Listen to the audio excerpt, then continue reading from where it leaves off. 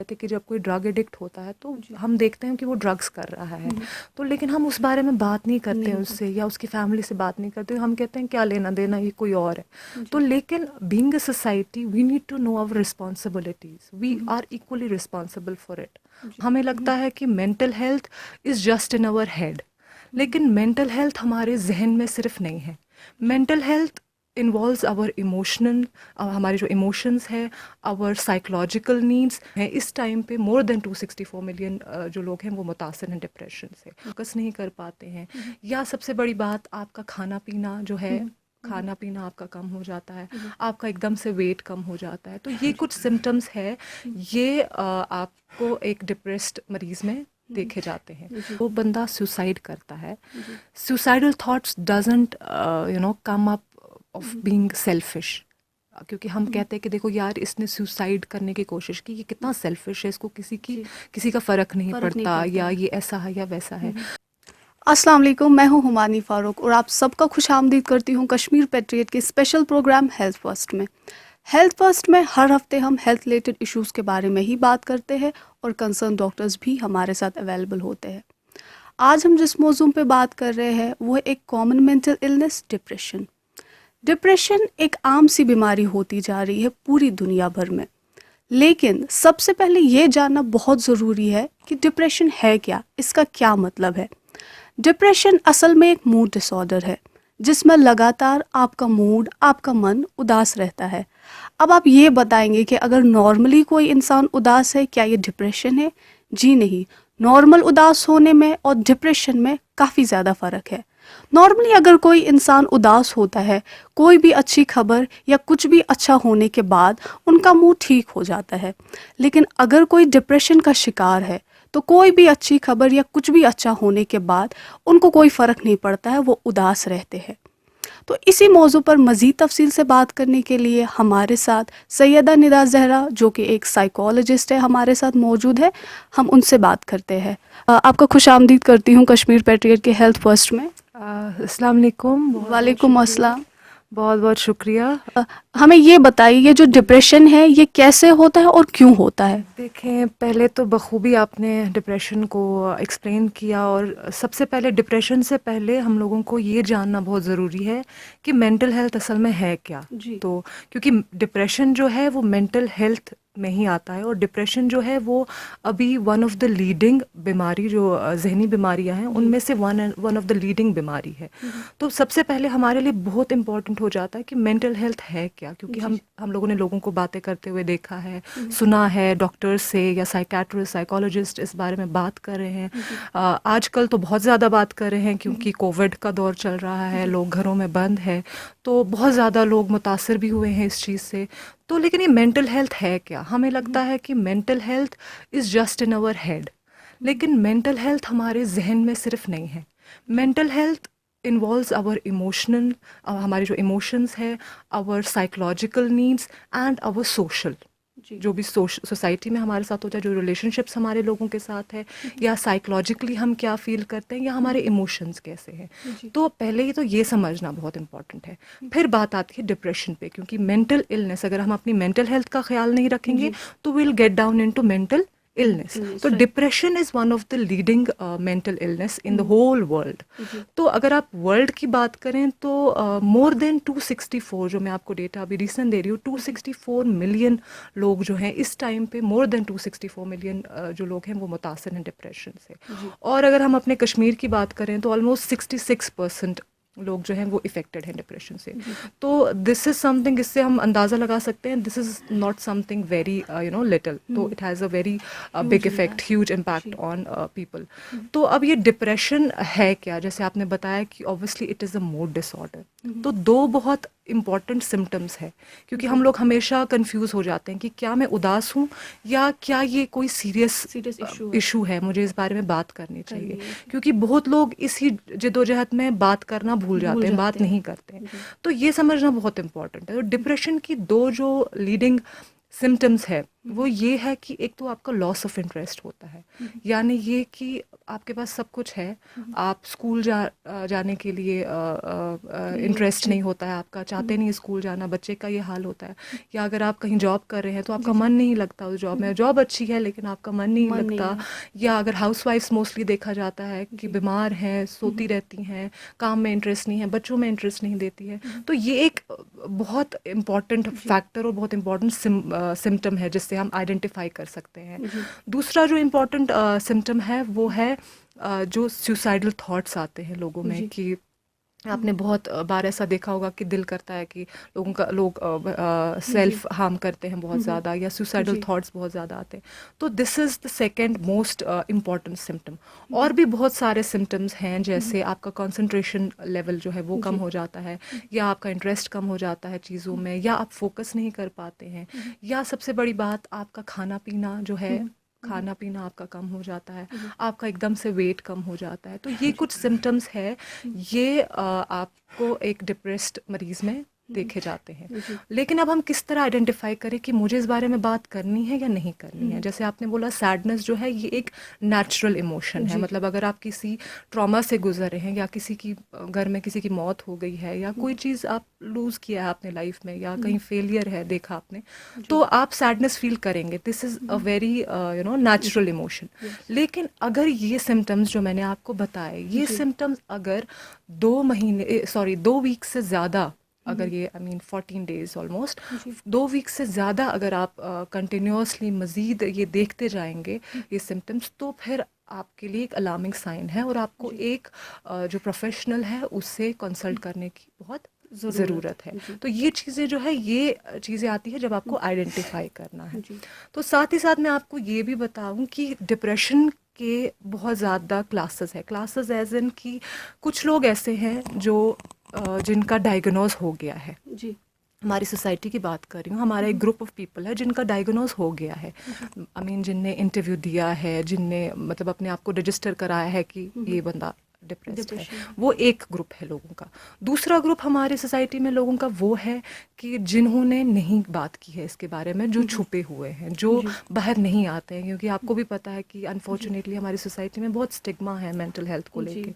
तो बहुत सारे ऐसे लोग हैं जो अपनी तकलीफ़ों को, अपनी प्रॉब्लम्स को बाहर लोगों में नहीं बताते, हाइड करते। उनको लगता है कि अगर हम बताएंगे तो हमें लोग शायद लेबल करेंगे कि ये पागल है या ऐसी बात है। तो वो एक अलग ग्रुप है जो बाहर आके बात नहीं करते। तीसरा ग्रुप हमारी सोसाइटी में ऐसा है कि जो एक्सेप्ट करता है इस बीमारी को, लेकिन वो फिज़िकली उनको दिखाता है। एज इन, जैसे आपने देखा होगा हमारे घरों में, आपने बल्कि देखा होगा कि हमारे जो ओल्ड एज ग्रैंड पेरेंट्स हैं, या हमारी माएँ हैं मोस्टली, अब बहुत सारे ऐसे रिलेटिव्स हैं जो बोलते हैं कि मैं यथ नायर छ में दाग, जवरी वत में यथ नायर दाग, कठन छ में दाग, है ना। मतलब ऐसे एग्जाम्पल्स आपको बहुत मिलेंगे। या मेरे स्टमक में बहुत दर्द है, या मैं कलस रोजान दो, मतलब ऐसे बहुत सारे सिम्टम्स वो बोलेंगे। तो ये जो लोग हैं, ये क्या करते हैं, basically they are depressed, but they are putting their depression by they're showing their depression by their physical things, physical symptoms. तो ये जो लोग हैं, इनको हम लोग बोलते हैं जो मास्क डिप्रेशन है, इसको हम मास्क डिप्रेशन बोलते हैं, जो इस तरीके के लोग हैं। तो ये 3 ग्रुप्स जो है, ये हमारी सोसाइटी में देखे जाते हैं। हमें ये बताइए, आप किस स्टेज पे इसका ट्रीटमेंट स्टार्ट करते हैं, थेरेपीज, काउंसलिंग किस स्टेज पे आप करते हैं? जी, देखें, हम लोग basically 2 groups of people. There are psychologists, there are psychiatrists, and both are working for the same cause. ठीक है ना। तो पहले ये समझना बहुत important है, and both are very important for this. Psychiatrists are the group of people who help through medication, ठीक है ना, and psychologists are the people who work through therapies and talking mostly, ठीक है ना। तो क्या होता है कि जब आप when a person comes to you, आपका एक proper assessment होता है, आप प्रॉपर टेस्ट एडमिनिस्टर करते हैं विद अ पर्सन, जिसके थ्रू आपको पता लगता है, जो ये जो टेस्ट वगैरह है, या एक बुकलेट जो WHO ने प्रोवाइड की है, जो जिससे डायग्नोस कर सकते हैं आप, डायग्नोस्टिक मैनुअल है, तो जिसके थ्रू, जिसकी हेल्प से आप क्या करते हैं, आप एक इंसान की टेस्ट्स लेके उसको एडमिनिस्टर करके पता कर सकते हैं कि ये इंसान डिप्रेशन में है, जब आप एक प्रोफेशनल के पास जाते हैं। तो उसके बाद आपका ट्रीटमेंट शुरू होता है। तो अब हम कैसे पता लगें कि साइकेट्रिस्ट के पास कब जाना है और साइकोलॉजिस्ट के पास कब जाना है। तो psychologist mostly focus on CBT, मतलब ऑन थेरेपी साइकोथेरेपीज जो होते हैं। तो psychotherapies involve CBT means cognitive behavioural therapy, जिसमें मोस्टली आपका जो फोकस होता है वो आपके थॉट्स पे होता है। तो आपके थॉट्स और बिहेवियर को मॉडिफाई करने की कोशिश की जाती है विद योर हेल्प ओनली। आपका बिहेवियरल एक्टिवेशन किया जाता है, या आपकी इंटरपर्सनल थेरेपी की जाती है, जिसमें आपके ग्रुप थेरेपीज भी होती है, जिसमें आपकी फैमिलीज के साथ बात की जाती है, आपके साथ बात की जाती है, बहुत सारे सेशंस कंडक्ट किए जाते हैं। तो ये एक अलग चीज़ है। साथ ही साथ साइकेट्रिस्ट है, जहाँ पे हमें लगता है कि इसकी जो इलनेस है वो बहुत ज़्यादा है, क्योंकि देखें बहुत रीजंस हो सकते हैं डिप्रेशन के। डिप्रेशन ऐसे ही पैदा नहीं हो सकता है। तो पहले तो हमें समझना है कि डिप्रेशन क्या है। एक तो बायोलॉजिकल फैक्टर हो सकता है डिप्रेशन का। बायोलॉजिकल फैक्टर मीन्स कि आपकी जेनेटिकली ये चीज़ है, ठीक है ना, या केमिकली इम्बैलेंस की वजह से, क्योंकि आपको पता है हमारे ब्रेन में we need to have serotonin and dopamine, जिसके बारे में हम बहुत ज़्यादा बात करते हैं। वो केमिकल्स अगर नहीं है आपके ब्रेन में तो इम्बैलेंस हो सकता है। तो ये एक रीज़न हो सकता है। दूसरा, जो ट्रॉमा आप फेस करते हैं, शायद अगर आपने कोई ट्रॉमा फेस किया लाइफ में, किसी की डेथ हो गई या कोई ऐसा लॉस फेस किया जिससे आप उभर नहीं सकते, तो ये भी एक फैक्टर हो सकता है आपके डिप्रेस होने का, अगर आप सही वक्त पे उसको एड्रेस ना करें। तो ये दो फैक्टर्स मैंने आपको बताया। तो साइकेट्रिस्ट जो है वो आपको मेडिसिन recommend करते हैं to uptake the level of serotonin. तो वो मेडिसिन आपको एक हद तक हेल्प करती है। मेडिसिन आपको केमिकली जो आपका जेनेटिक डिफेक्ट होगा वो उसको ठीक करेंगे, लेकिन जिस ट्रॉमा से आप गुजर रहे हैं वो ट्रॉमा आपको खुद हल करना है। तो उस चीज़ में हेल्प करने के लिए आपको साइकेट्रिस्ट एक साइकोलॉजिस्ट को रेकमेंड करती है, जो आपके साथ काउंसलिंग सेशंस लेता है, ताकि आप अपनी हेल्प खुद भी कर सकें उस चीज़ से बाहर आने के लिए। So it has to be a holistic approach, both works together. तो this is how a treatment takes place when depression is concerned. तो जैसा कि आपने बताया थेरेपीज़ आप लोग करते हैं और काउंसलिंग करते हैं आप लोग, उसमें मोस्टली आप पेशेंट से पूछते हैं कि क्या बात है, कब से स्टार्ट हुआ। तो कुछ केसेस में ऐसा होता है पेशेंट्स स्टार्टिंग में हिचकिचाते हैं, और अगर वो आपके सवालों का ठीक जवाब नहीं देते हैं, गलत जवाब दे रहे हैं, आपको खुद भी लगेगा कि ये बंदा सच नहीं बोल रहा है, तो उस टाइम पे आप क्या करती हैं? देखिए, सबसे पहले तो रेपो बिल्डिंग बहुत इंपॉर्टेंट है विद द पेशेंट, क्योंकि जाहिर बात है पेशेंट भी एक ह्यूमन है। तो आप अपने इमोशंस को, और जब आप ऐसी सोसाइटी में रहते हो जहाँ पे एक स्टिग्मा है, तो इसीलिए तो अवेयरनेस प्रोग्राम्स हम लोग इतने कर रहे हैं, ताकि लोग अवेयर हो जाएं कि जस्ट लाइक फिजिकल इलनेस, आपकी मेंटल इलनेस भी है, and it is as important as your physical illness. तो सबसे पहले तो मेक द पर्सन अवेयर कि कितना इम्पॉर्टेंट है ये। दूसरा, जो रेपो बिल्डिंग है, रेपो बिल्डिंग मतलब that person should be you should develop that trust with that person, क्योंकि जो भी काउंसलिंग, बहुत सारे लोगों को ये भी मिसअंडरस्टैंडिंग है कि मैं किस तरह से अपने थेरेपिस्ट से बात करूँ या अपने काउंसलर से बात करूँ, अगर मैं अपनी निजी चीज़ें उनको बताऊँ तो क्या पता ये सेफ़ होगी या नहीं। बट मैं आपको ये क्लियर करूँ कि जो एथिक्स है, एथिक्स ऑफ काउंसलिंग, इसकी जो भी कोई बातें आपके सेशन में होती है, इट इज़ कॉन्फिडेंशियल, ठीक है ना। तो we can not disclose any information about anybody, so it is very safe to talk to a professional if you are concerned with your mental health. So basically we try to make that repo first of all, so that the person open up. So it may take more than 1 or 2 sessions. Right. So we ask different questions, open-ended, close-ended questions, to get the basic history of that person basically, जिसकी वजह से हमें पता लगता है कि कौन सा ऐसी चीज़ है जो इस बंदे को ट्रिगर कर रही है। तो as you already told me that हमारी सोसाइटी में ये एक स्टिग्मा है, लोग बात नहीं कर पाते हैं, फिर चाहे वो छोटा बच्चा हो या बड़े हो, वो हेजिटेट करते हैं ये सब बताने में। तो हमें बताइए, हमारी फैमिली का क्या रोल बनता है? अगर हमारी फैमिली में या सोसाइटी में कोई ऐसी परेशानी से जूझ रहा है, वो नहीं बता पा रहा है, तो हमारा क्या रोल बनता है कि हम कैसे उससे बात करें और जानने की कोशिश करें कि उसके अंदर क्या चल रहा है? देखिए फैमिली जो है, फैमिली और सोसाइटी जो है plays a very very big role in this. Like आप अभी यहाँ हैं, यू आर सोसाइटी, राइट? तो अगर मैं कहीं पे कोई बात कर रही हूँ तो I am facing the society and I am standing up from a society to talk about it. So we all are a part of society और हमारी अपनी अपनी रिस्पॉन्सिबिलिटीज़ अपनी अपनी जगह पे है। तो same is the case with parents also. Parents का अपना रोल है, क्योंकि in that homely atmosphere parents are the one who can detect कि जैसे बच्चों में मोस्टली जब डिप्रेशन होता है तो पेरेंट्स या टीचर्स फर्स्ट बीइंग है जो इस चीज़ को आइडेंटिफाई कर सकते हैं, उनके बिहेवियर को देख सकते हैं। तो I think we should be very empathetic in this sense, क्योंकि बहुत दफ़ा ऐसा देखा गया है, जैसे हम कल ही बात कर रहे थे कि जब कोई ड्रग एडिक्ट होता है तो हम देखते हैं कि वो ड्रग्स कर रहा है, तो लेकिन हम उस बारे में बात नहीं करते उससे या उसकी फैमिली से बात नहीं करते, हम कहते हैं क्या लेना देना, ये कोई और है। तो लेकिन being a society we need to know our responsibilities, we are equally responsible for it. We should stand up, हमें अपनी अपनी रिस्पॉन्सिबिलिटीज अपनी अपनी जगह हमें पता होनी चाहिए, and we should stand up for this. जैसे फॉर एग्जाम्पल आप यहाँ आए हैं, you giving the awareness to people, so you are playing your own role. So same is the case with everybody. हर इंसान अपनी अपनी जगह पे एक रोल प्ले कर सकता है। So I think we should be more empathetic and mostly we should be kind to each other. Kind to each other as in कि आपको बहुत सारे ऐसे लोग हैं जो अपनी मेंटल हेल्थ को इम्पोर्टेंस नहीं देते हैं, या अगर मेंटल हेल्थ से गुजर रहे, मेंटल इलनेस से गुजर रहे हैं, तो वो अपने साथ they are not kind with themselves. तो I suggest that be kind to yourself, listen to yourself. क्योंकि सबसे इम्पॉर्टेंट चीज़ जो मैं आपको बताना चाहती हूँ कि सबसे पहले जब भी आपको लगे कि कोई तकलीफ़ है, यू डिप्रेस्ड और एनीथिंग, सबसे पहली जो चीज़ है, try to understand your emotions. I have been telling it every time when I speak कि बिकॉज हम लोग we always try to suppress our emotions, so we should never suppress our emotions, क्योंकि हमें लगता है हम अपने इमोशंस को दबाएंगे और ये चले जाएंगे, बट अनफॉर्चुनेटली और फॉर्चुनेटली दे एम्पलीफाई, वो उससे ज़्यादा हाइट पे आके निकल आते हैं और बहुत बुरी तरीके से निकलते हैं। तो इट इज़ बेटर कि हम अपने इमोशंस को at the right time address करें प्रॉपरली। तो decoding of emotion is very important. तो डिप्रेशन में एक ये सिम्टम पाया गया है कि लोगों को कंटिन्यूअसली सुसाइडल थॉट्स आते हैं। वो सोचते हैं कि हम किस तरह से अपनी लाइफ को एंड करेंगे इन सब प्रॉब्लम से बचने के लिए। तो कोई इमरजेंसी आती है, कोई ऐसा कुछ कर रहा है, खुद को हार्म कर रहा है या सुसाइड करने की कोशिश कर रहा है, उस टाइम जो उसके आसपास के लोग हैं उनका क्या रोल बनता है, कैसे उनको डील करना चाहिए सिचुएशन के साथ में?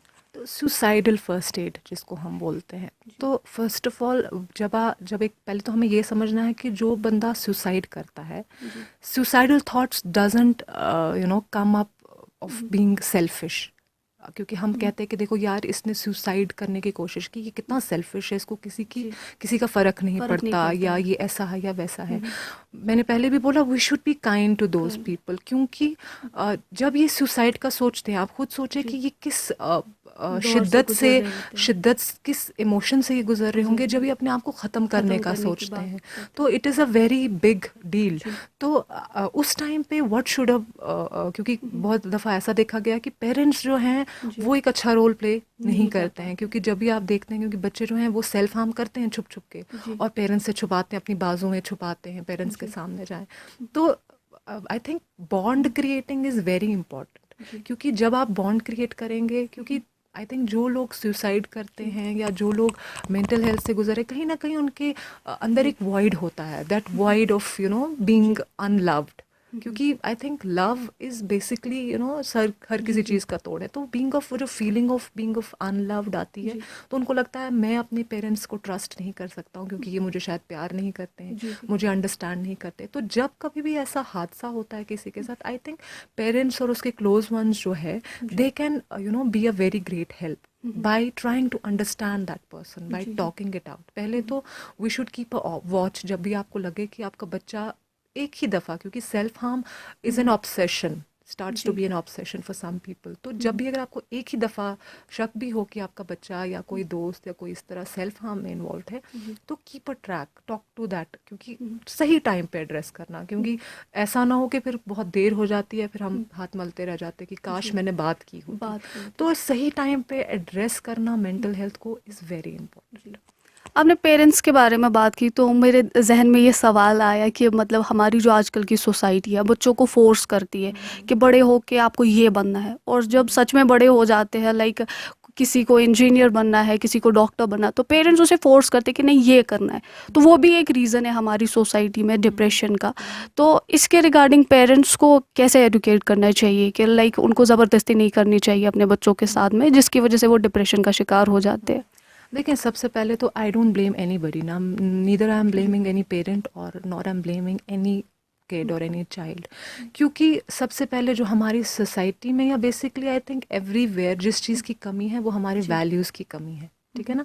तो जब तक आपकी वैल्यूज़ और आपकी बेस स्ट्रांग होगी, तो जिसको राइट पेरेंटिंग बोलते हैं, तो अगर पेरेंटिंग आपकी सही होगी तो आपके बच्चे भी सही होंगे। कल को अगर वो किसी भी सिचुएशन या में किसी भी मुसीबत में फंसेंगे, उनकी प्रॉब्लम सॉल्विंग और उनका डिसीजन मेकिंग बहुत स्ट्रांग होगा। ऐसे लोग इन चीज़ों में फंस जाते हैं जिनको समझ नहीं आता, जिनके माँ बाप ने उनकी पेरेंटिंग अच्छी नहीं की होती है। तो बच्चों के लिए भी ये इक्वली रिस्पॉन्सिबिलिटी है कि वो अपने बेसिक्स और अपने वैल्यूज़ को इम्पोर्टेंस दें, क्योंकि जब आप अपने वैल्यूज़ को इम्पोर्टेंस देंगे तो आपका सबकॉन्शियस आपको कहीं ना कहीं पे रोकेगा। अगर आप ड्रग्स कर रहे हैं या आप जैसे there are positive coping skills and there are negative coping skills, अगर आप किसी मेंटल हेल्थ इशू में आ गए हैं तो आपके पास दोनों तरीके हैं, लेफ्ट भी है राइट भी है। तो अगर आप नेगेटिव कोपिंग स्किल्स में जा रहे हैं वो इसलिए जा रहे हैं क्योंकि आपको कोई तरीका नहीं मिल रहा है। लेकिन अगर आपको कोई हाथ पकड़ के रास्ता दिखाने वाला मिल जाए, that is what counselling is for. क्योंकि counselling is somebody, counsellor is somebody जिसके पास आप जाते हैं, जिसके पास आप डिस्कस करते हैं और जो आपको एक गाइड करता है। चाबी तो आपके पास है, गाड़ी आपकी है, आपको सिर्फ रास्ता बता रहे हैं, चाबी आपने खुद लगानी है और ड्राइव आपने खुद करना है। तो this is how life goes on. तो I think both the parents and the children are also equally responsible for it. और मुझे लगता है चिल्ड्रन को, क्योंकि एक एज गैप होती है, तो both the parents and the children should be welcoming, क्योंकि माँ बाप ऐसे हो जाते हैं जो बिल्कुल स्टिफ हो जाते हैं अपने रिजिड डिसीजंस को लेके। आई थिंक कहीं ना कहीं एक दूसरे को समझने की बहुत ज़रूरत है। बच्चों को भी चाहिए कि अपने दरवाजे बंद ना कर दे माँ बाप के लिए, क्योंकि एक दफ़ा हमें लगता है कि हमारे माँ बाप हमें समझ नहीं रहे हैं, हम लोग एक दीवार बना देते हैं, क्रिएट कर देते हैं। I think we should keep our doors open, क्योंकि ये अंडरस्टैंडिंग रखनी चाहिए कि they come from a different age group and we come from a different age group. तो there should be a understanding. I think that is more important. जी, हमें ये बताइए आप किस तरह के पेशेंट्स को सेक्शन करते हैं? देखें, I have basically worked with all age groups. मैं I have worked with drug addicts also, with children also, with all age groups basically. So anybody with psychological problems, psychological disorders, I am here and I talk to anybody. There is no discrimination कि इससे बात नहीं करनी, ऐसे बात नहीं करनी। जी, तो हमें ये बताइए, हम जो खाना पीना यूजुअली खाते हैं, फिर चाहे वो जंक फूड हो, फ्रेश फूड हो, कुछ भी अच्छा खाना है या कोई मतलब बुरा खाना नहीं कह सकते, जंक फूड कह सकते हैं, उसका कोई इम्पैक्ट हमारी मेंटल हेल्थ पे पड़ता है? देखें, खाने का ऑब्वियसली, क्योंकि जो हम खाते हैं, कहते हैं जो हम खाते हैं, जो हम पीते हैं, जैसे हम रहते हैं और जो हम पढ़ते हैं, जो हम लिखते हैं, हर किसी चीज़ का असर हमारे जहन पे पड़ता है, हमारी हेल्थ पे पड़ता है। तो ऑब्वियसली हमें अच्छा खाना चाहिए, अच्छा as an rich in vitamins खाने चाहिए। We should have fruits, lots of water, जो हम बहुत कम, मैं खुद भी बहुत कम लेस वाटर इनटेक। तो आई थिंक इन चीज़ों पे rich in vitamin C, vitamin E, fruits, berries, oranges, ये चीज़ें हैं जो वी शुड हमारे इनटेक, क्योंकि इट कीप्स अस थोड़ा जो वाटर इनटेक है और जो फ्रूट्स वगैरह है वो थोड़ा हम लोगों को they keep us on a fresh side most of the time. So और जंक फ्रूट ठीक है, समटाइम्स मैं नहीं कहती हूँ कि बिल्कुल ही आपको नहीं खाना चाहिए, देयर ऑब्वियसली कभी ना कभी आप खाओगे ही और आपको खाना भी चाहिए कभी कभी, ऐसा नहीं है कि नहीं, but you should not live on those things. So natural खाना ज़्यादा बेटर है। तो आजकल ये भी देखा जाता है कि नींद में काफ़ी लोगों को प्रॉब्लम होता है, कुछ लोग या तो लेट सोते हैं या तो नींद नहीं आती है। क्या वो भी एक रीज़न है डिप्रेशन का, वो एक सिम्टम है डिप्रेशन का? देखिए, मोस्टली एक है डिप्रेशन, एक है एंग्जाइटी, ठीक है ना। मोस्टली लोग जो देखा गया है वो एंग्जाइटी में भी मुब्तला है।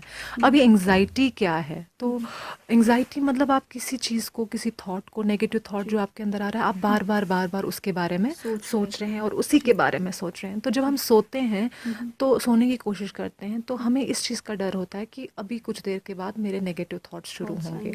तो नेगेटिव थॉट्स शुरू होने के बाद हमें इस चीज़ की एंग्जाइटी होती है कि अब मुझे नेगेटिव थॉट्स की वजह से नींद नहीं आएगी। तो ये एक साइकिल बनता है और नेगेटिव थॉट्स के बाद हमें ये लगता है कि नेक्स्ट डे मैं उठूंगा तो मैं कोई काम नहीं कर पाऊंगा क्योंकि मैंने I have not slept well, तो मुझे डिप्रेशन होगा। तो एक्चुअली ये डिप्रेशन और एंग्जाइटी जो है ये ऑपोजिट है, क्योंकि डिप्रेशन में यू फील लो, एंग्जाइटी में you are high on your thinking, but it is ये ऑपोजिट है, लेकिन ये एक दूसरे को इक्वली सपोर्ट करता है and it is a very strong cycle. तो अब आई थिंक उसको तोड़ना बहुत इम्पॉर्टेंट है। और अपनी सबसे जो हमें प्रॉब्लम्स क्रिएट करती है that is our lifestyle जो है, क्योंकि हमारा खाना पीना, हमारा उठना बैठना जो हेल्दी नहीं है। हम लोग लेट खाते हैं, लेट सोते हैं, लेट उठते हैं, और सबसे बड़ी बात जो अभी है, people are not involved in any productive work. हमारे पास सोशल नेटवर्किंग तो आ गई है, लेकिन very bad way we use it. हम लोग रात को बैठे रहते हैं और ये भी एक साइकोलॉजिकल, इसका भी एक इम्पैक्ट है कि हम फ़ोन लेके रहते हैं and we just keep on scrolling. हमें पता नहीं होता है हम सबकॉन्शियसली हम कहाँ पे हैं, अभी सोना है, टाइम क्या हुआ है, और फिर मतलब lots of things, there are so many reasons for it कि आपको नींद क्यों नहीं आ रही है। तो आई थिंक हमारा लाइफस्टाइल जो है उस पे काम करने की बहुत ज़रूरत है। सबसे बड़ी बात, आप अपना डे प्लान करें। जो मैं आपको सजेशन दूंगी वो यही है कि get organized and get planned, क्योंकि हम सुबह उठते हैं, we don't have a plan for a day. हम लोग उठते हैं और अपनी मर्जी से खाना, अपनी मर्जी से पीना, सोना, उधर गिरना, इधर गिरना, कोई प्रोडक्टिव काम नहीं। तो I think we should start with getting organized and getting planned for the day. वैसे ही आहिस्ता आहिस्ता आप अपने लाइफ गोल्स भी सेट कर सकते हो। तो this is the best you can do. हमारी सोसाइटी में ऐसा भी कहा जाता है कि अगर किसी को डिप्रेशन या कोई भी मेंटल इलनेस है और जो हम दवाइयाँ खाते हैं, जो डॉक्टर्स हमें दवाइयाँ रेकमेंड करते हैं, उसकी वजह से हमारी हेल्थ पे बुरा असर पड़ता है, मेमोरी पे। तो क्या ये किस हद तक सही है और किस हद तक गलत है, हमें ये बताइए। देखिए, psychiatrist obviously is important. Psychiatrist plays a very big role in mental health, treating it. तो दे प्रिस्क्राइब यू मेडिसिन। और मेडिसिन होते क्या है? मेडिसिन SSRIs होते हैं या एंटी डिप्रेसेंट्स होते हैं जो आपकी सेरोटोनिन को केमिकली आर्टिफिशियली हाई करते हैं। ऑब्वियसली जो मेडिसिन होता है वो केमिकली आपको हेल्प करता है, आपकी बॉडी को हेल्प करता है। तो for a time being obviously it is very important, क्योंकि अगर आप उस लेवल पे पहुंच गए हैं जहाँ पे आपको मेडिसिन की ज़रूरत है, तो वहाँ पे मेडिसिन की ज़रूरत है आपको, तो उसमें आप कुछ नहीं कर सकते हो, तो उसमें आपको मेडिसिन लेनी है। लेकिन you have to keep a track, क्योंकि आपका साइकेट्रिस्ट आपको बताएगा कि आपको कितनी मेडिसिन लेनी है और कितनी देर तक लेनी है, कितने बजे लेनी है, क्योंकि there is a proper prescription for it. ठीक है ना? बहुत सारे ऐसे लोग होते हैं जो ओवर द काउंटर मेडिसिन लेते हैं। कल ही हम बात कर रहे थे कि मतलब गवर्नमेंट को, we have appealed the government कि ये जो मेडिसिन है इसको बंद कर दीजिए, because no medicine will be provided without any prescription. तो जो लोग खुद ब खुद मेडिसिन लेते हैं और बाद में साइकेट्रिस्ट को ब्लेम करते हैं, that is wrong. You are taking it. आप उतना ही लें, क्योंकि साइकेट्रिस्ट इज समबडी जो प्रोफेशनल है, ही नोज कि ये मेडिसिन में किस चीज़ के लिए इसको ले रहे हैं। लेकिन जब आप खुद ब खुद उसका इंटेक हाई कर देते हैं, कम कर देते हैं, तो फिर आपको कौन हेल्प कर सकता है? Nobody is responsible, you are responsible. So keeping a track of it is very important. So having said that, medicine are very important, लेकिन साथ ही साथ आपको you don't have to be get dependent on medicine only, because medicine आपको chemically help करेगी, लेकिन जो बाकी चीज़ें आपकी लाइफ में हो रही है वो मेडिसिन हेल्प नहीं करेगी, वो आपको खुद हेल्प करना है। तो उसके लिए you have to stand up and start doing some actions. तो हमें ये बताइए, हम कश्मीर में रहते हैं, मोस्ट ऑफ द टाइम हालात ख़राब रहते हैं और पिछले 1 साल से पेंडेमिक ने घेर रखा है। तो रोज़मर्रा की लाइफ में हमें ऐसा क्या करना चाहिए जिससे हमारी मेंटल हेल्थ ठीक रहे? देखें, no doubt we are conflict people, मतलब हम लोग इस सिचुएशन से गुजरे हैं कि हम फिर गिरते हैं, फिर उठते हैं, फिर गिरते हैं, फिर उठते हैं।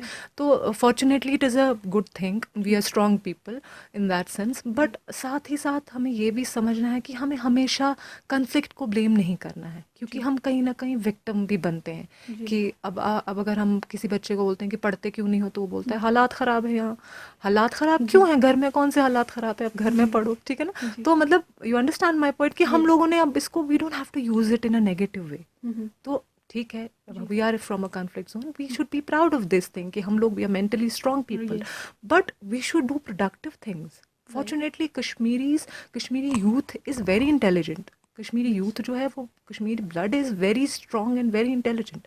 अगर हम चाहें तो हम क्या क्या नहीं कर सकते। आप अभी देखते हैं इस पेंडेमिक में भी कश्मीर यूथ इज़ वर्किंग, जी। Going out, people are coming, you are माशाल्लाह so young and you are running here and there talking to people.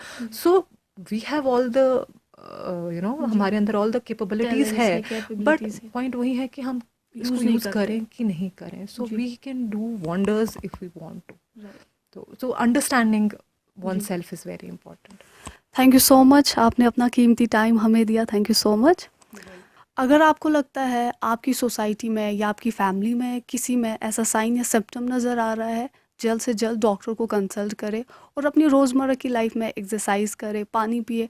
जितना आप अपनी फ़िज़िकल हेल्थ का ख्याल रखते हैं उससे कई ज़्यादा आप अपनी मेंटल हेल्थ का ख्याल रखिए। इसी के साथ हुमानी फ़ारूक को दीजिए इजाज़त, फिर लौटते हैं ऐसे ही एक और मौजू के साथ। खुदा हाफिज़।